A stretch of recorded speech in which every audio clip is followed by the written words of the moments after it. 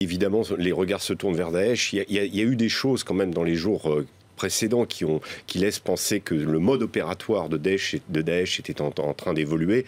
Je note par exemple les déclarations de Patrick Calvar, le patron de la DGSI, qui a dit que les terroristes seront tentés justement d'utiliser des véhicules piégés pour économiser leurs agents, ou en tout cas leur capacité humaine. On remarque que là, on arrive à un chiffre avec une seule personne et un camion qui est à peu près équivalent à ce qui est aux morts du Bataclan.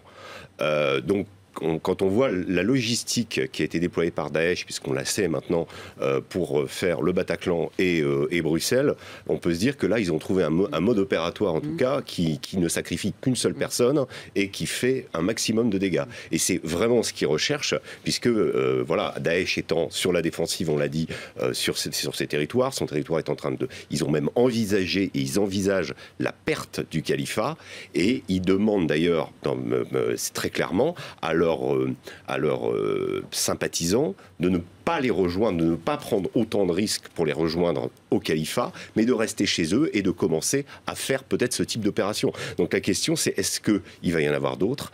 Parce que finalement, on s'aperçoit que prendre un camion et le foncer dans une foule, ça reste relativement facile à faire, et c'est très tentant, et c'est ça qui est très très inquiétant ce matin.